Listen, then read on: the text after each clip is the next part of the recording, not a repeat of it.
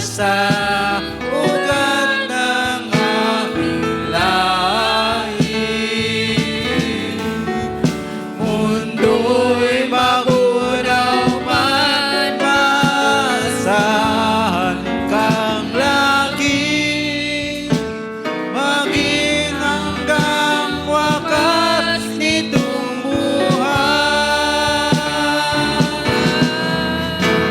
Dakila ka, O Diyos, sa habang panahon.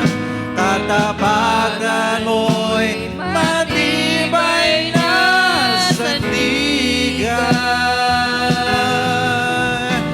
Sa bawat bigatin, tagumpay man ay naroon. Daluyan ang pag-asa kung kailangan hinaon. Pag-ibig mo'y alay Sa akin noon hanggang ngayon.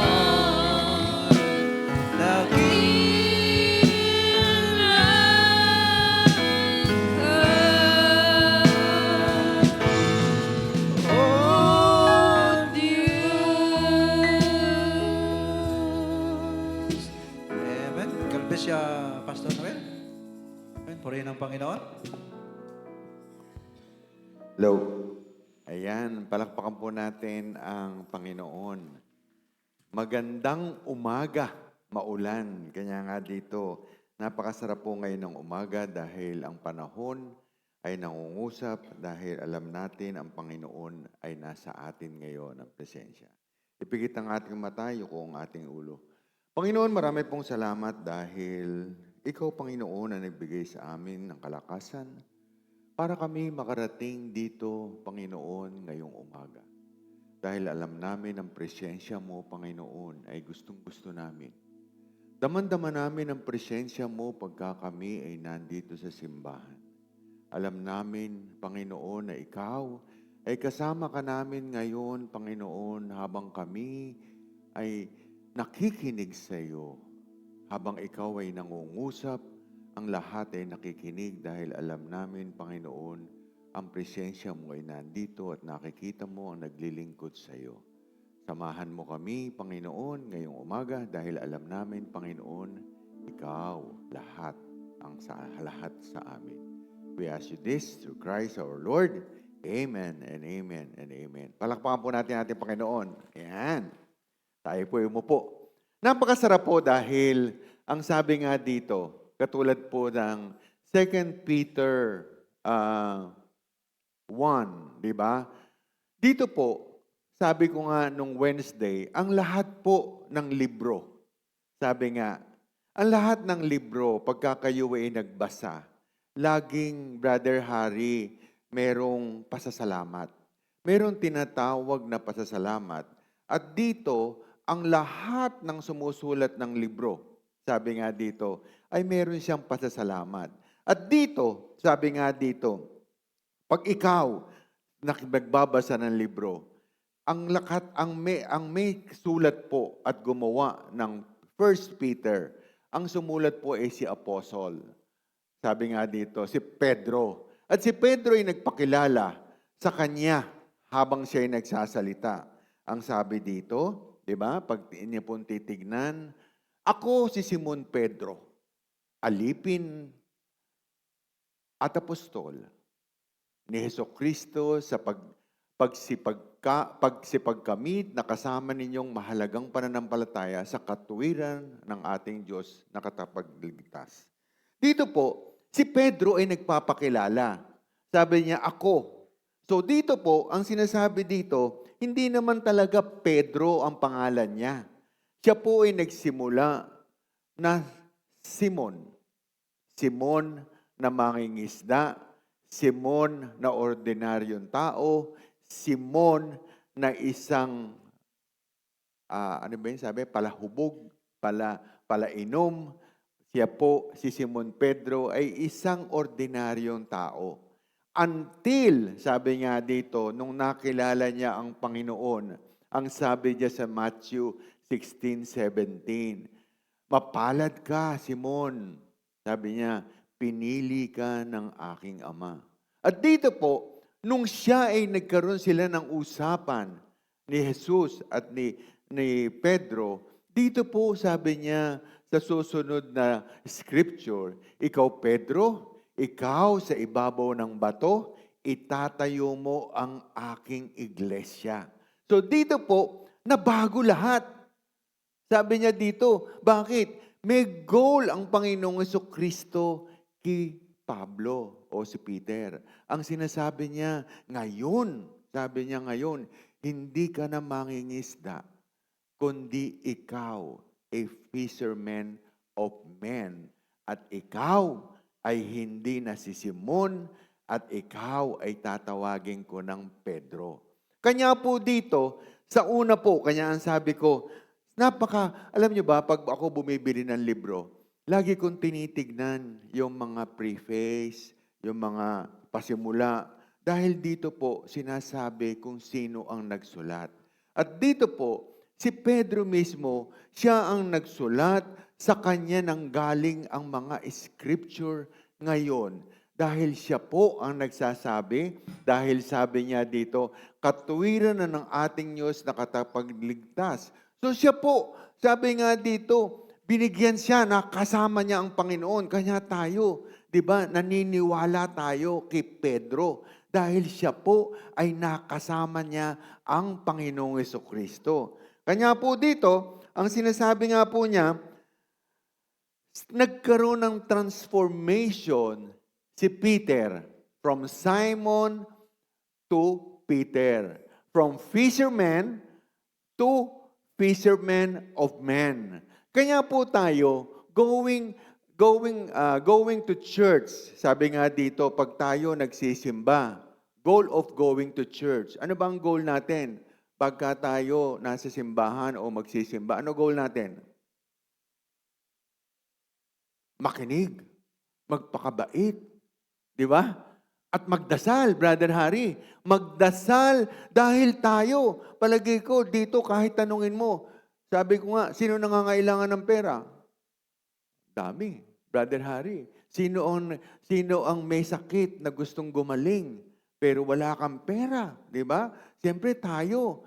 Dito po, sabi niya dito, ang scripture po, sabi nga dito, lahat tayo. Sa iba, ang gusto magpabait. Diba? Bigyan ka ng pangangailangan. Sagutin. Sabi nga dito, Brother Harry, dahil ikaw ay may problema, ang gusto mo, sagutin ka ng Panginoon at iyong mga dalangin. Diba? Pero po dito, merong ibang gusto ng Panginoon eh. Kay Peter, merong ibang gusto ang Panginoon. Dahil si Peter, sabi nga natin, nung pasimula, ay, sabi niya, gusto ko to. Hindi na ako kasi ang pangingisda nakakapagod eh. Ang pangingisda, trabaho ka ng trabaho, benta, di ba? Ang buhay po nakakapagod. Gising na naman sa umaga, trabaho na naman, tulog ka, gising ka na naman, tulog, gising. Para bang nakakapagod. Para bang nabe-burn out ka.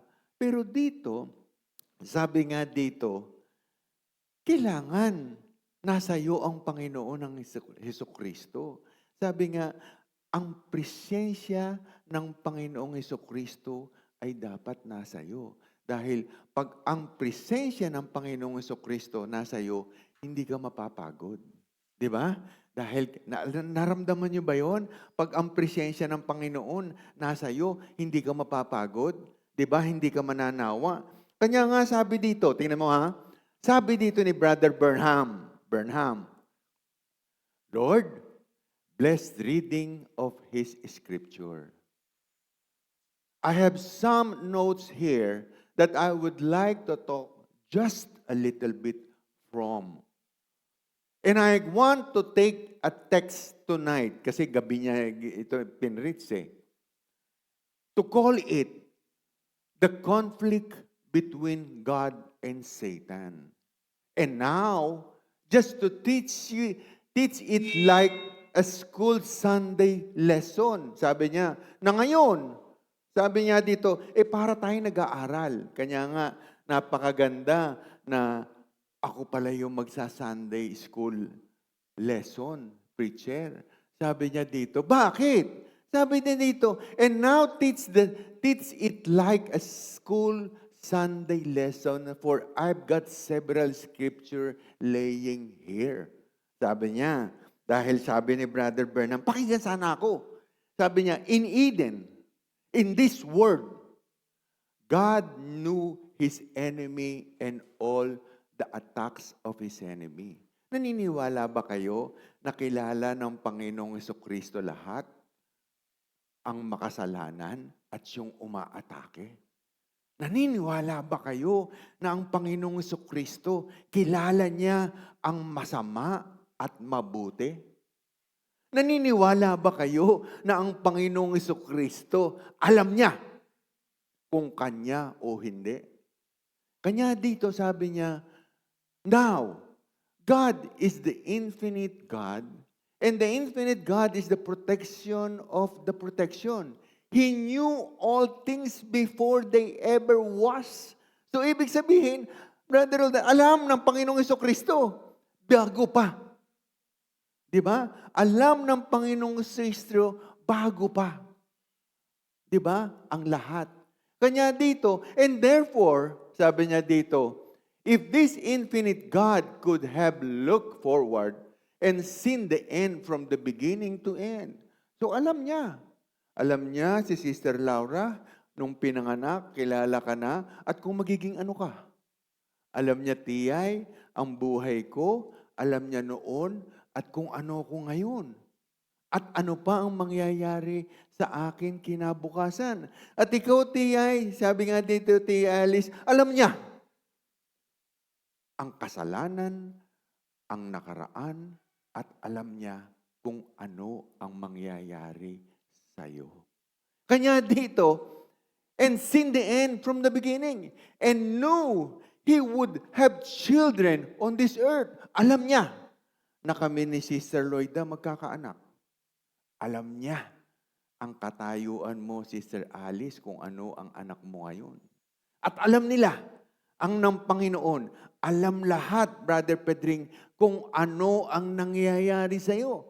Sabi niya dito, and seen the end in the beginning, and knew He would have children on this earth, how all His own blessed children. Do you believe that He would provide for them the best that He could provide? Alam niyo ba na ang Panginoon bibigyan ka kung ano ang pangangailangan mo? Oh, sabi nga dito, tanungin ko, sino yung walang-wala dito? Walang-wala. Walang makain, walang trabaho, walang pera, pero binigyan ng Panginoon. Sino? Oh, di ba? Si Sister Sarah. Sino ang walang pera na binigyan at pinrovide ng Panginoon? Taas ang kamay. Pagka pera na pinag-usapan, talagang pag sinabing walang pera na nagkaroon, kami yun.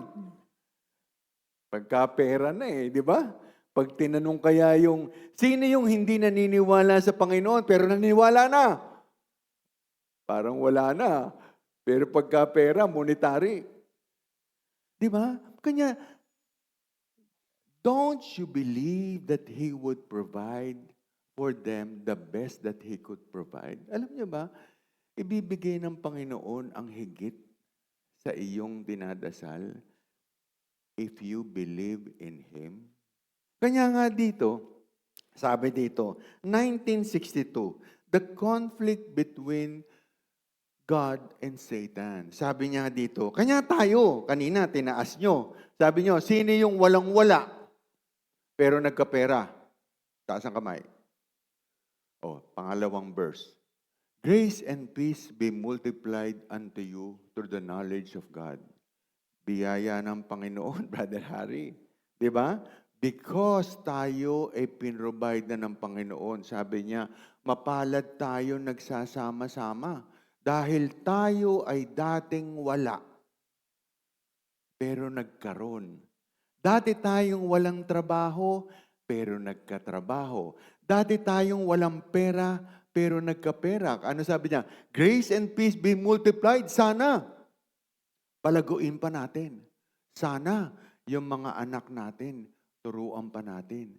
Dahil kailangan itong mamultiply, hindi lang sa atin, pero sa ating din mga anak. Ano kaya ang sinasabi niyang multiply? Ano kaya ang sinasabi niya? Na kailangan ba tayo maging relihiyoso? Tama ba yon? Kailangan, siguro, sabi nga dito, hindi sapat sa Panginoon ang maging relihiyoso ka. Hindi sapat na nandito ka sa simbahan para sabihin Christian ka. Kailangan maramdaman mo ang presensya ng Panginoon. Sabi nga dito, hindi ka na napapagod. Hindi ka napapagod magsimba. Hindi ka napapagod makinig. Hindi ka napapagod magtrabaho. Kasi ang presensya ng Panginoon nasa iyo. Kanya nga sabi ko dito, nung nakikita ko yung meron kasi tayong caretaker dito. Sabi ko kay Brother Roldan, tingnan mo, nandito din lang, iba pa ginagawa. Siguro mas maganda kung nandito ka sa church. Maramdaman mo ang presensya ng Panginoon. Nasa church ka na eh. Nandun ka na sa loob ng church. Bakit wala ang presensya sa iyo ng Panginoon? Kanya nga dito, sabi nga dito, pag titingnan mo ang 2 Peter 1:3, according to divine power has given us all things that pertain unto life and godliness, through the knowledge of Him and hath called us to glory and virtue. Sa kabuhayan, binigyan ka. Diba? Sabi natin kanina, sino ang nagkaroon? Kami. Pero sa kabanalan ba, nadagdagan ang pananampalataya mo sa Panginoon? Diba? Sabi dito, nasa church ka na eh, hindi kayo. Sa ibang church. Nasa church ka na, hindi ka pa nakikinig. Diba? Sa ibang church, dumadalo sa church, pero hindi nakikinig. Pero sa atin, bilang Kristiyano, ano sabi niya? Binigyan ka na ng kabuhayan at kabanalan. Kailangan makikinig ka sa Kanya.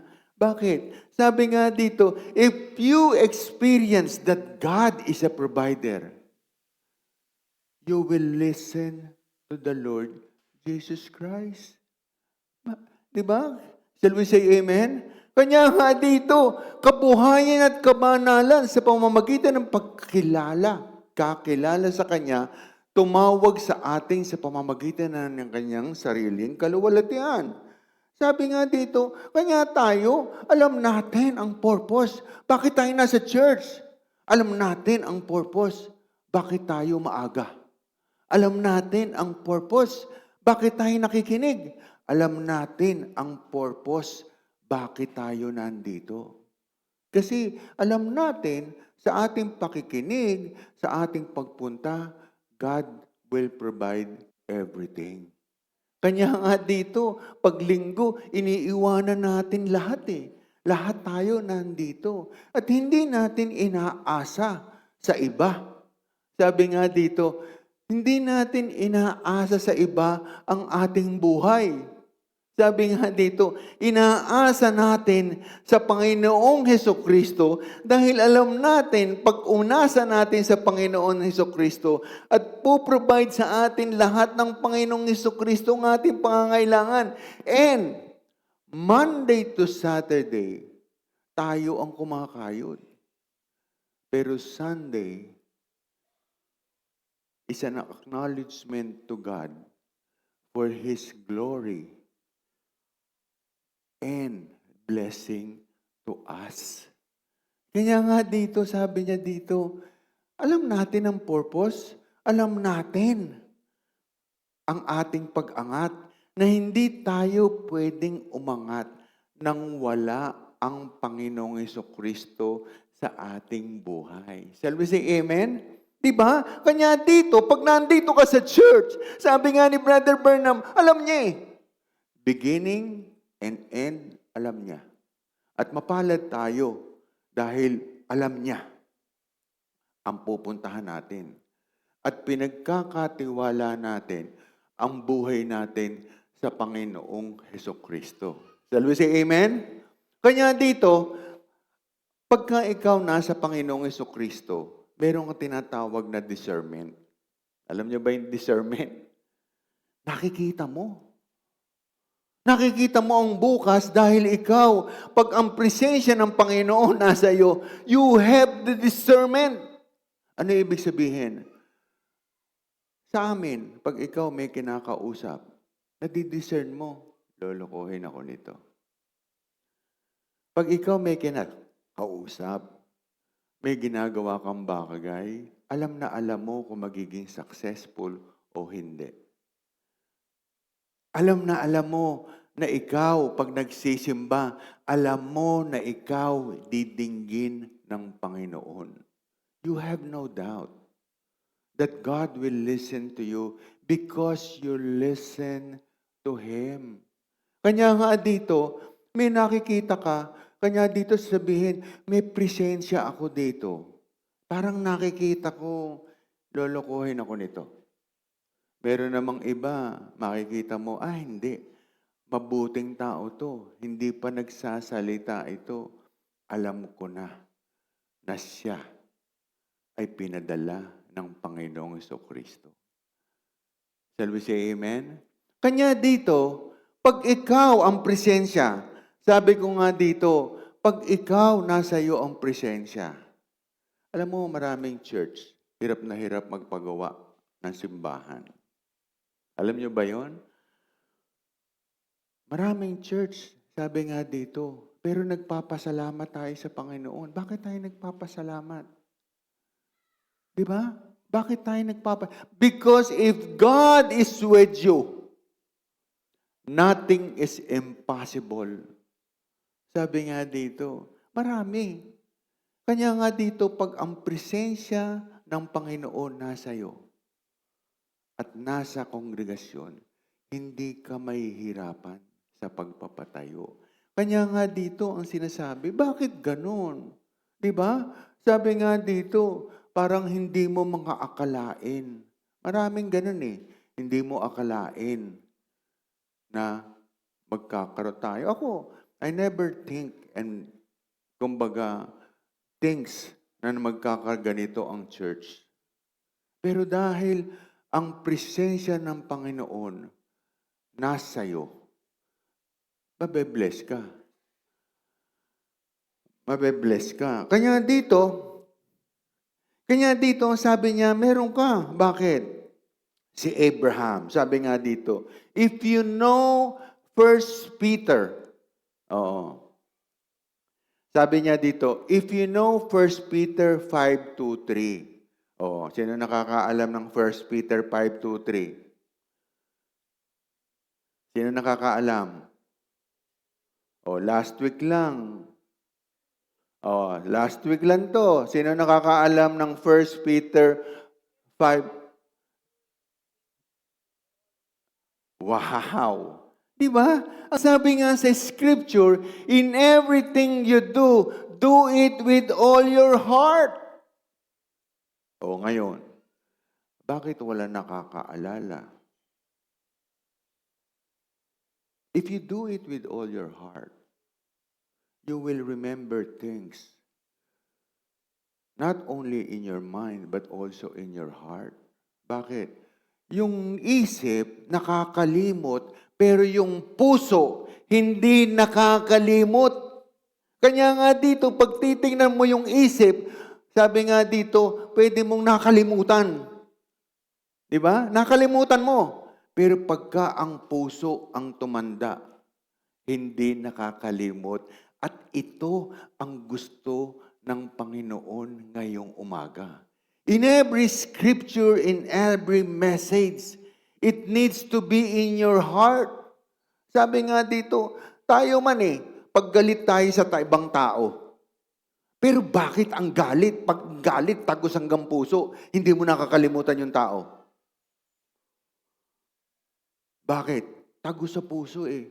Pero bakit ang scripture at ang message hindi tumatagos, nakakalimutan mo? Kanya nga dito, ang sinasabi niya dito, sa Colossians 3:23, di ba? Pag titingnan mo ang Colossians 3:23, bakit? Di ba? From 11 years, naging 40 years ang hirap. Bakit? Dahil may itinuturo sa atin.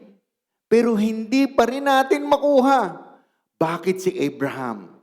25 years. Alam niyo ba kung ilang taon bago nagkaanak si Abraham? Hindi niyo alam. Nakita niyo lang. For 25 years, bago lumabas si Isaac. Sabi niya dito, 75 years old na siya. Nung nagkaanak po siya, 100 years old. Dahil sa buhay natin, may itinuturo ang Panginoon, pero hindi natin nakukuha. 2,000 years ago, isinulat na to. Pero we cannot remember anything. Dahil we do it. Going to church as an obligation. Pero hindi natin sinasabi yung Colossians 3:23. Bakit? Sabi nga dito, dahil hindi natin ginagawa. Di ba? Sabi nga dito, kung sa Peter, ang sinasabi natin, we enjoy it. Di ba? We enjoy it na pag-attend sa church. Dapat, ang sinasabi, kilala mo ang sinasabi ng Scripture and the message for the hour.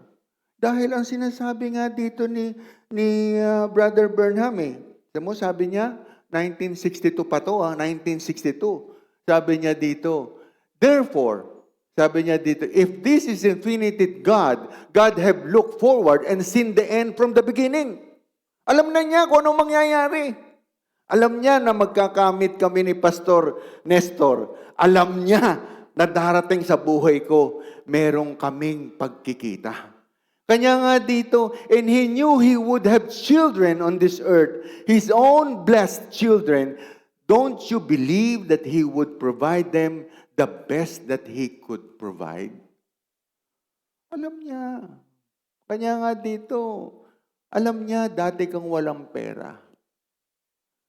Kanya nga dito, pag titignan mo, kabuhayan at kapayapaan ang sinalubong sa atin ni Peter.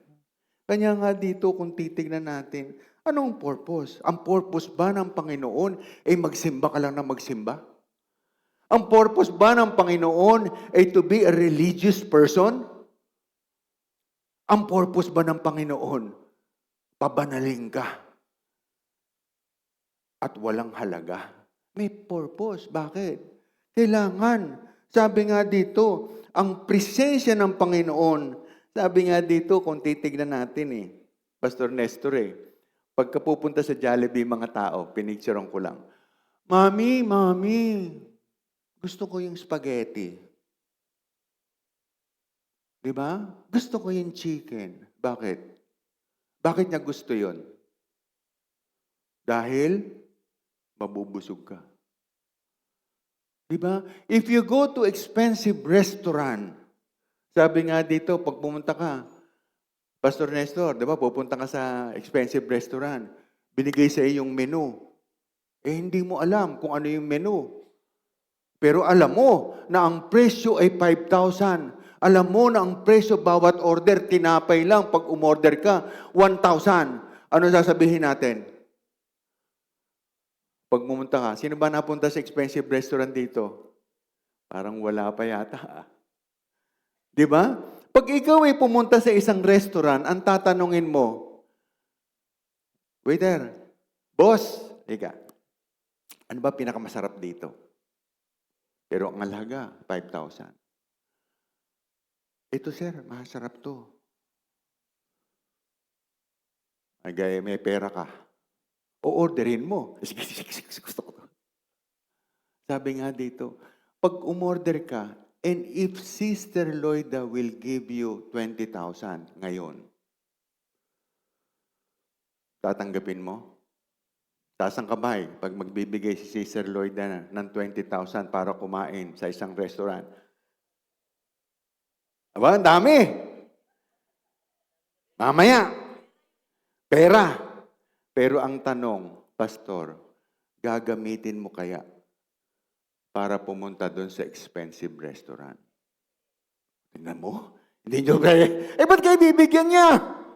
Hindi pala nyo gagamitin. Lahat tayo nagtataas 20,000. Bakit? Dahil ang isang order, 5,000. Siyempre nga naman, 4 ang order. 4 kayo di siyempre, tigpa 5,000. Pero ang tanong, bakit pag binigyan ka ng 20,000, hindi mo gagamitin? Peperahin mo. At ganun din tayo. Sa iba, sabi nga dito, dinadala tayo ni Sister Loida dito, not because of money, but because the Word of God. Sino ang nagtanong sa akin? Sabi nga dito, sino ang nagtanong? Pastor, ano topic mo? Ano ang menu mo ngayon? Tanungin ko kayo, may nagtanong ba kung ano menu? Wala. May nagtanong ba kung ano ang gagawin natin ngayon? Bakit in-invite ko si Pastor Nestor?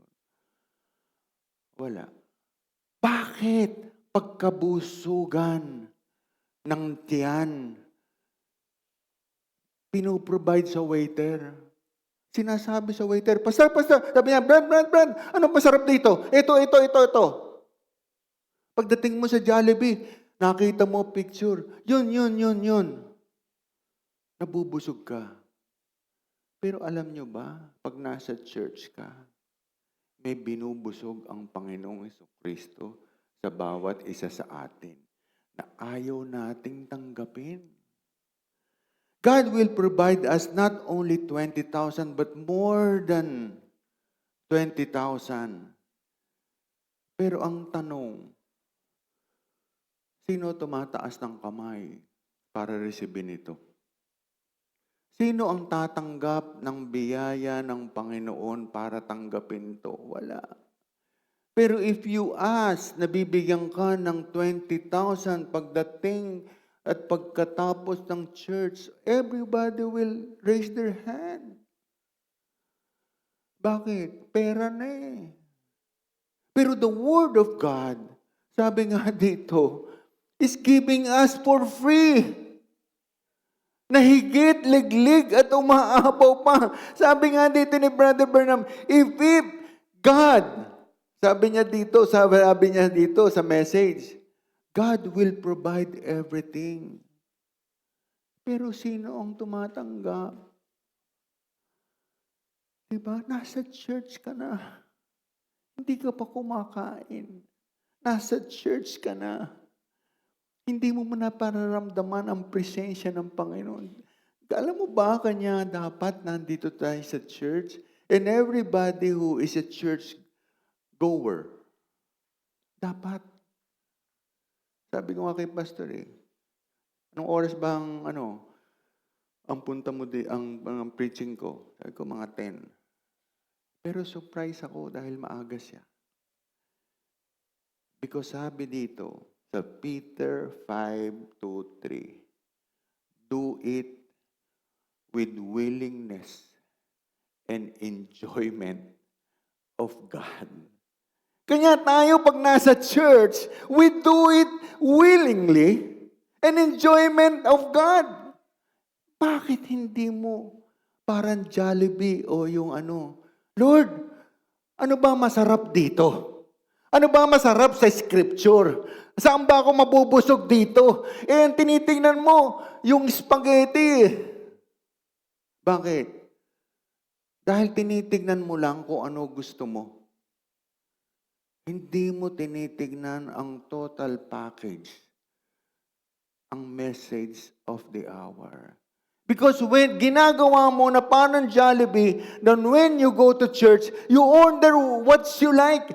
Pag you go to church, you only want to hear what you want to hear. Pag nasasaktan ka, ayaw mo na. Hindi ka na nakikinig. Kanya yung 11 years, nagiging 40 years.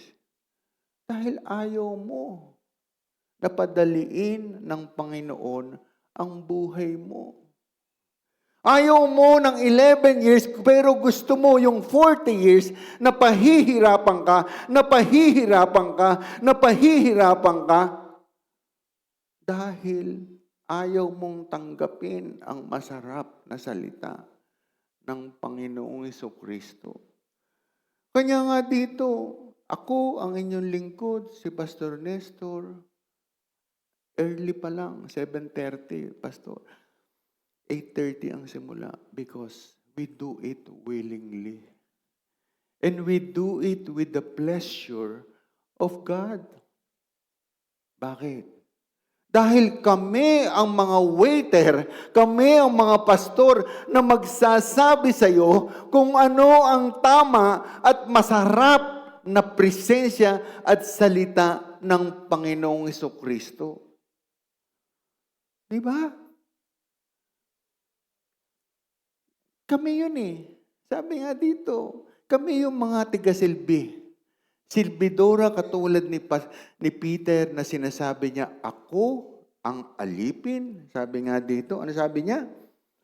Sabi niya dito, sa pasimula, ako si Simon Peter, di ba? Na alipin at apostol ng Panginoong Hesukristo. Bakit? Dahil ang sinasabi dito kami. Di ba? Kanya kung titignan mo dito, sabi nga dito, bakit? Dahil alam natin, ang Panginoong Jesucristo, siya yung beginning and end. Siya yung nakakaalam ng buhay natin. Siya yung nakakaalam kung kailan yung wakas. Di ba? Sabi nga dito, alam niyo ba yon? Ang Panginoong Jesucristo nakakaalam ang buhay natin at mangyayari sa anak natin. Kanya nga dito, dapat alam mo kung paano. Kilala mo ang Panginoong Jesucristo dahil ang Panginoong Jesucristo is a provider.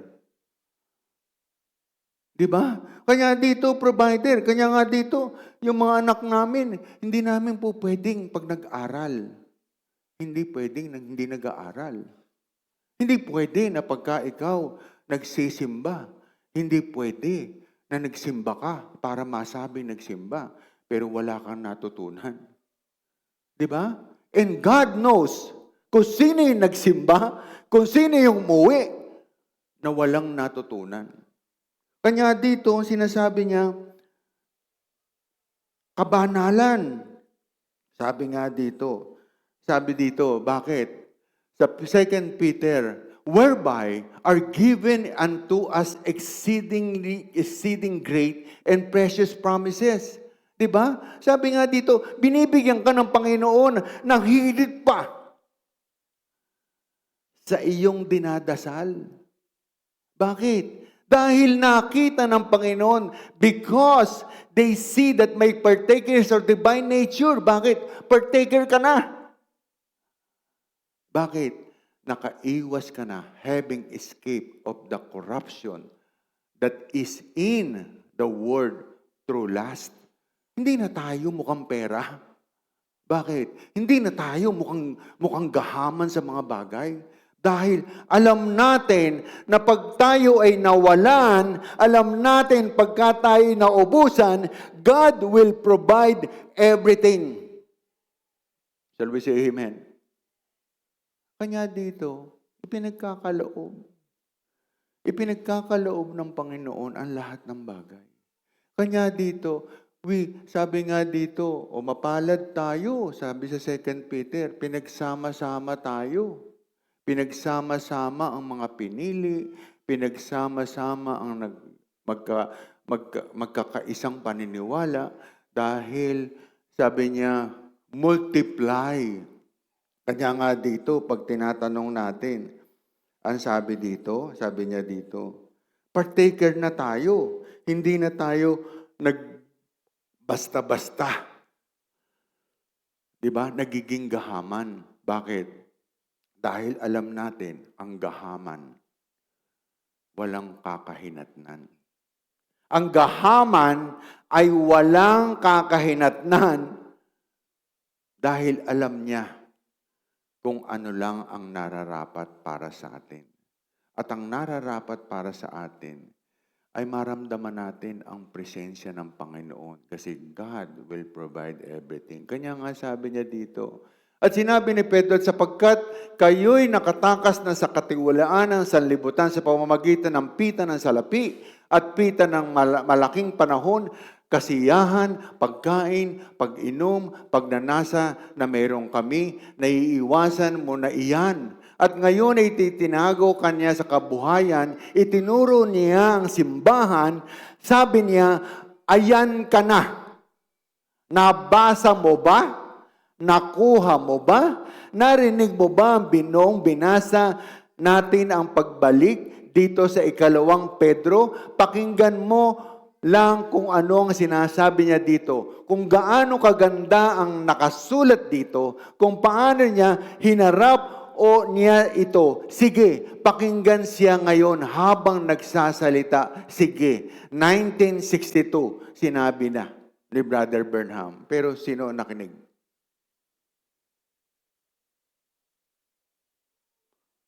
Ano sabi niya? Pagkat kayo'y nakatakas na sa pita ng laman, bumabalik na naman. Bumabalik na naman sa dating gawi. Di ba? When God gave you everything, when God provide you everything, pag na-provide, pagka may kailangan, pastor, nasa church, pag kailangan, pastor, meron akong dalal, pwede ba pagdasal mo ako? Pag nakuha na, uwian na, hinahanap mo yung pinagdasal mo, na hindi pa lang magpasalamat at sabihin, nakuha ko na, pastor, ang blessing at kayusan ng buhay. Bakit? Totoo naman to eh. Kanya dito, sinasabi nga dito, ngayon pong umaga, we have a menu. Menu of history of God.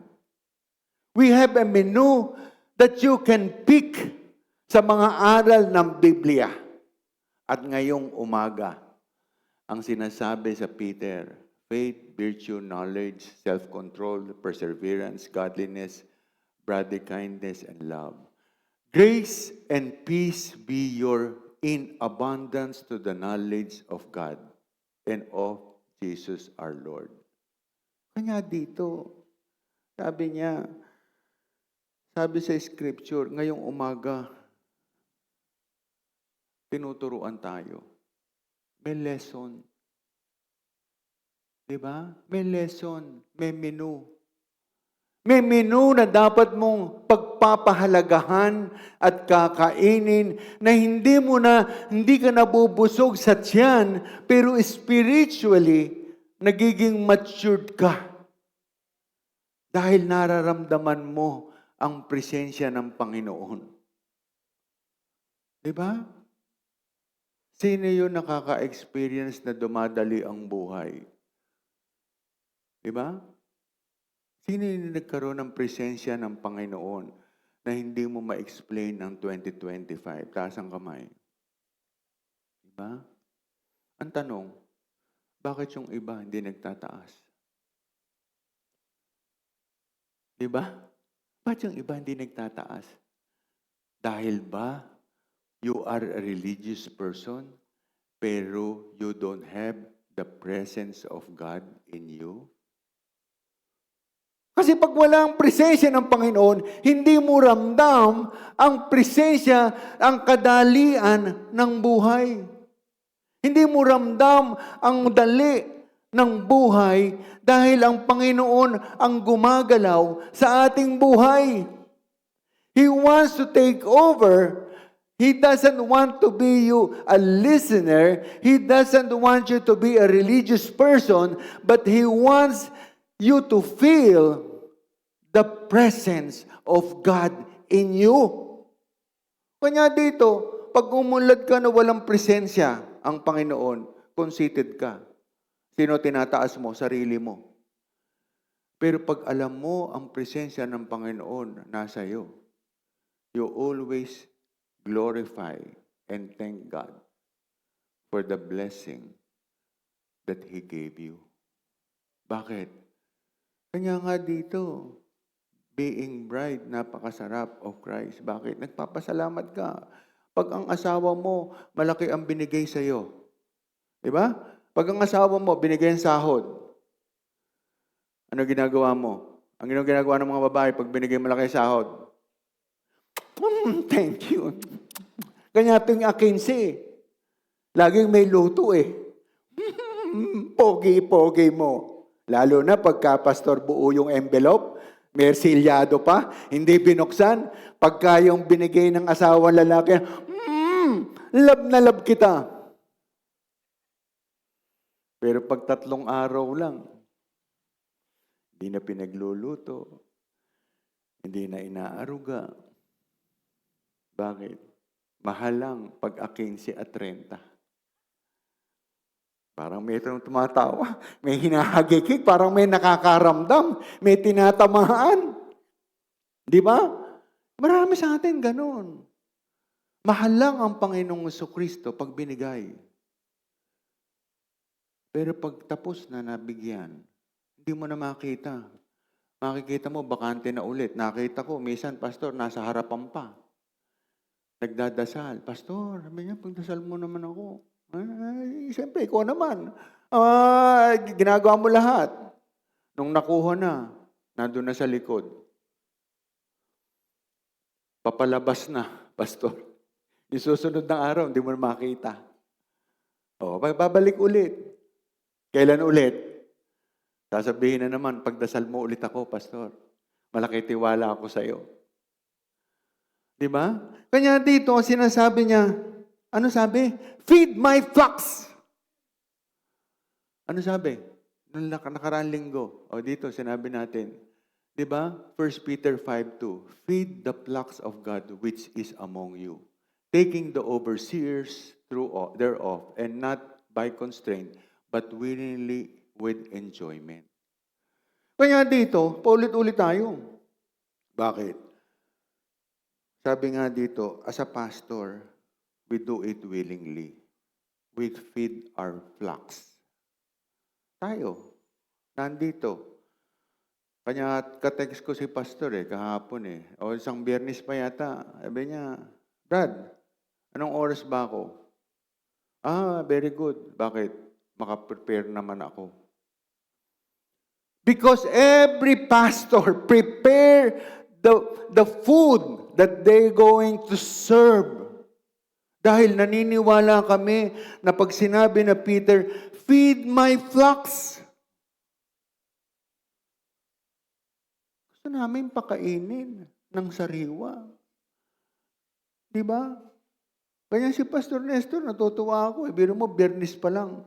Alam mo, hearing that word, nasasabihin niya, pupunta ako para makapag-prepare naman ako. Sariwa ang dadalhin niyang mensahe. Hindi yung naluto at nirep na ng ilang taon at kakalkali na lang pag nandito siya. Kanya dito, ang sinasabi natin sa pagtayo ko, I always prepare ahead of time because naniniwala ako na feed my flocks ay hindi isang ordinaryo na ibinigay sa bawat pastor, kundi pinili dahil alam nila na pagkakatiwalaan sila sa salita ng Panginoon. Kanya nga dito, pastor, minsan natutuwa kami. Minsan kami kasi mag-asawa, lagi kami nag-uusap Hinahatid kasi namin yung maliliit naming anak. Every day sa school. Every day we talk to them. Every day, morning, lunch, evening, we talk to them. Sabi ko sa misis ko, tanungin ko na nga kayo, sino dito ang hinatid ng magulang sa eskwela? Pakibilang nga, pastor, kung meron nagtaas ng kamay. Sino nakaramdam? Sino ang hinatid o naghatid ng anak sa magulang? Ilang beses? Ha? Nung maliit, ginabayan? Hanggang paglaki? Di ba? Sino dito ang nagpakain? Usapang feed my flocks eh. Minsan, pastor, inaasa lang sa pastor eh. Ikaw feed my flocks. Teka muna. Paglabas natin dito, tapos na yung obligasyon namin kasi we feed you with the Word of God. Pero paglabas nyo, pare-parehas tayo na ginagawa ang trabaho bilang magulang dahil feed my flocks. Kaya tanong ko, sabi ko dun sa misis ko, naranasan mo ba na hinatid ka ng tatay at nanay mo? Sabi nyo, hindi. Kailan ka uminom ng gatas? O pinainom ng gatas? Ha? Pag may lagnat daw, pastor. Pinapainom lang natin ang anak natin pag may gatas, yung may lagnat na. Di ba? Pero hindi natin hinahatid. Sino ang kumakausap sa anak? Maga, tanghali, at gabi. Ano, ganun lang? Baon-baon? Baon ka. Sige, bukas na ulit. 100 ulit. 100 ulit. 100 ulit. Ganun ba ang buhay natin? Paulit-ulit? Dahil walang presensya ang Panginoon sa ating buhay. Ano yung sinasabi niya ditong feed my flocks? Dahil ang sinasabi natin dito, hindi lang natin aalagaan ng anak natin sa pera, sa pera, sa pera. Pero sinasama din natin sa simbahan. We need to bring them to the church. Because if you cannot feed your children, the church can feed them with the Word of God. Kanya nga dito, sabi ko, yung mga bata, alam mo sa totoo lang, pastor, yung mga bata hindi makapili ng magulang. Hindi makapili. Dahil alam ko, kung pipiliin, siguro sabihin, dapat tatay ko si Lucio Tan. O tatay ko si Bilyar na lang ang tatay ko para bilyonaryo kagad ako. Sabi nga dito, you don't have a choice. Because God has a goal for you. God wants you to be. Sabi nga dito, to lead. Huwag mo nang baguhin. Huwag mo nang hayaan na, kanya dito, minsan sasabihin, bakit yung, ako nga, minsan madidinig mo pa sa mga magulang lalo na sa probinsya. Ako nga, hindi ako hinatid ng magulang ko Kanya ako naging ganito. Kanya ako naging matapang. Dahil hindi ako hinahatid. Hindi ako pinapakain. Kami lahat. Ang tanong, ano natutunan mo ngayon? 2,000 years ago, ang Biblia, ang Scripture, sinulat na to. Pinanganak si Brother Burnham. Sinasabi na rin niya to. Pero ang tanong, bakit paulit-ulit? Paulit-ulit na hindi mo alam ang ginagawa mo. Why? Why? Why? Dahil yung presensya ng Panginoon wala sa'yo. Wala sa nagsisimba ang presensya ng Panginoon dahil ang gusto nila masabi lang na nagsimba sila, masabi lang na religious sila, masabi lang. Kaya dito, magse-selfie ka Bakit? Because you want everybody to know that you're in the church. Nakakaawa. Bakit? Post ka ng post. Nasa church.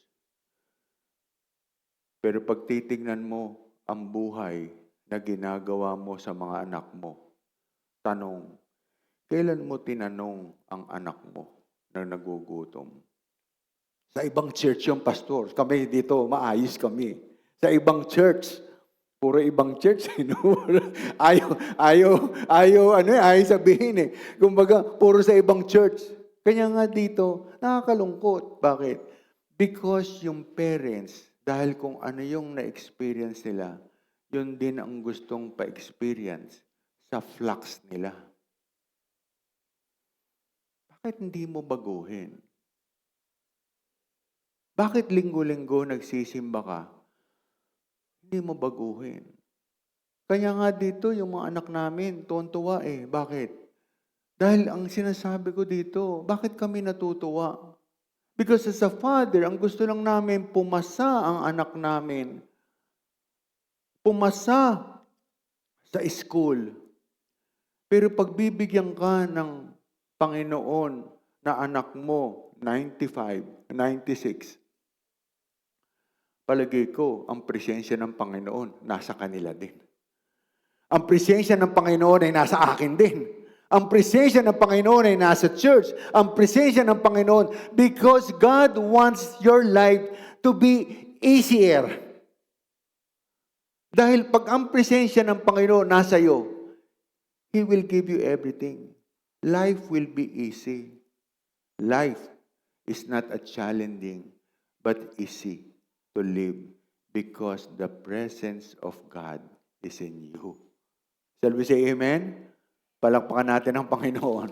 Kanya yan, dito nagkakaiba. Kanya nga dito, sabi nga dito, bakit ang tao, kahit maraming pera, hindi masaya? Bakit ang tao, may malaking sahod, hindi pa rin masaya? Bakit ang tao, may asawa na, hindi pa masaya? Bakit nagsisimba na, pero kulang pa rin? Because you're missing the objective of God for you. Hindi gusto ng Panginoon na maging relihiyoso ka, pero gusto niya maramdaman ang presensya niya sa iyo at sa bawat isa sa atin. Kanya nga dito, feeding my flocks. Nahatid mo.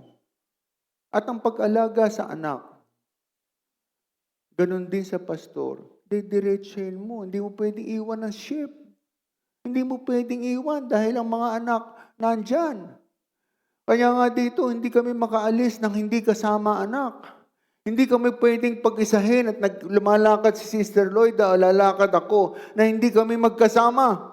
Hindi pwedeng lumakad kami na sabihin ko, pupunta ako sa tropa ko, pero hindi ko kasama ang mga anak ko. Isasama ko sila dahil gusto ko na makita nila na ang presensya ng Panginoon, ang turo ng Panginoon, dire-diretso.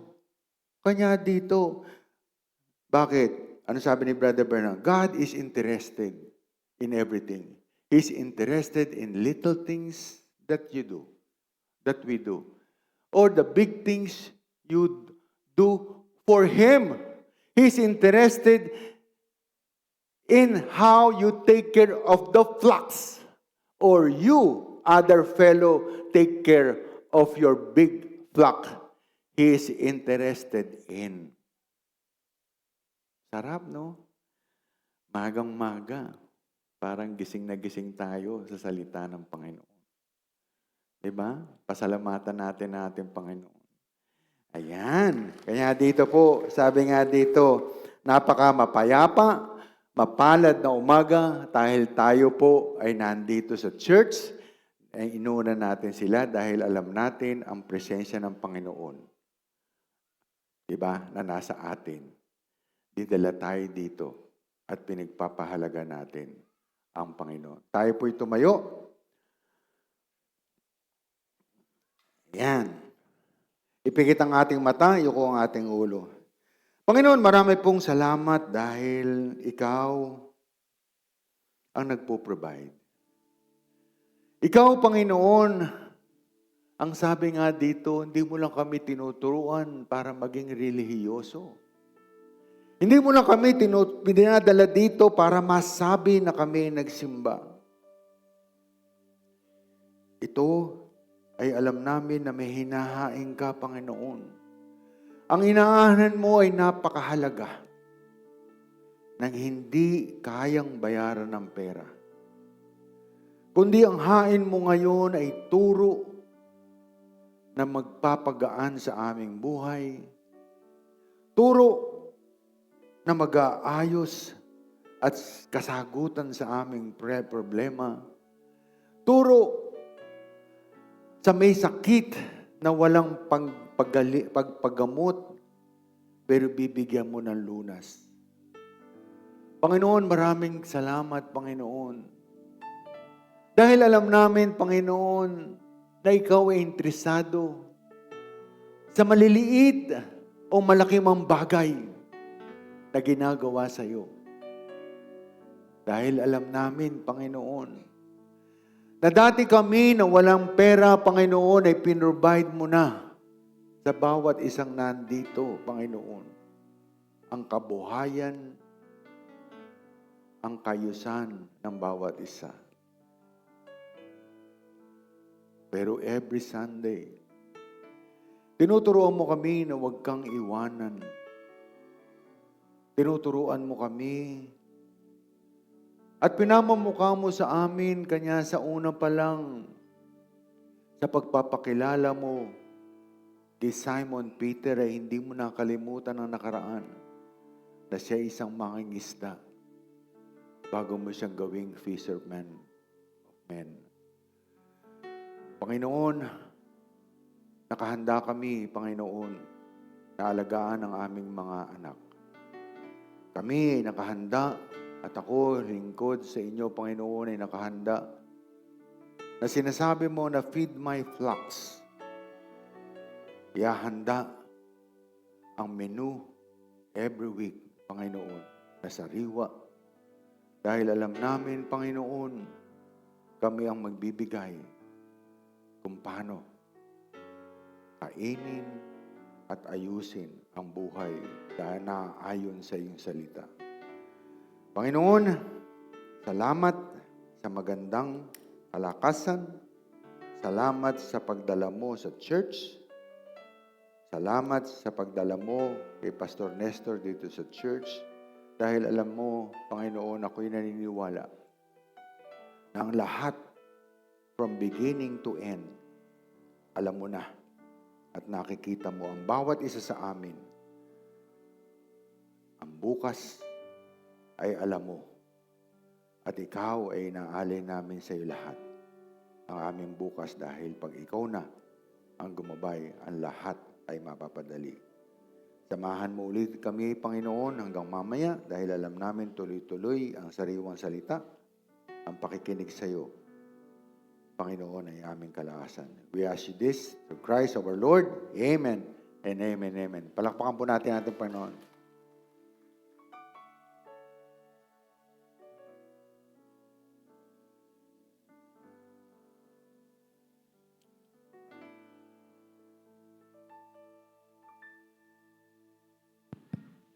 Amen. Hallelujah. Maraming salamat, Pastor Noel. Amen. Handa na ba ang ating puso na umawit at magpuri sa ating Panginoon? At ayon nga sa ating kakantahin, sa gitna ng kalungkutan, ika'y aking papupurihan. Maraming tao ngayon na binaha at maraming tao na lungkot dahil sa problema na dumaan sa buhay nila. Pero sapagkat tayo mga anak ng Diyos ay magpapatuloy tayo sa pagpupuri, ano man ang problema na pinagdadaanan natin, nagpupuri pa rin tayo sa Panginoon. Sapagkat ang anak ng Diyos ay nagpapatuloy na sambahin ng Panginoon. Amen? Hallelujah. Purihin po natin ang ating Panginoon.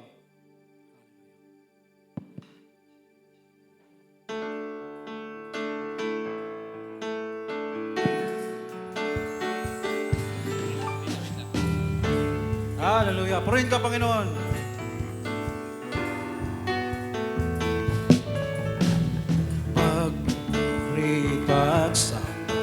Tanging sa'yo lamang, Diyos na magkapangyarihan, magpakailanman. Ang pag-ibig mo'y sapat sa kanino man, pagkat di ka nagbabago, magpakailanman. ika'y aking sasambahin, ngalan mo'y sasambitin, pagkat pag-ibig mo ang siyang mahalaga sa akin. Sa gitna ng kalungkutan, ika'y papupurihan, pasasalamatan magpakailanman. Hallelujah! Pagpupuri, pagsamba, tanging sa'yo lamang, Diyos na makapangyarihan, magpakailanman. Imo'y sapat sa kanino man, pagkat di ka nagbabago, magpakailanman. Di aking sasambahin,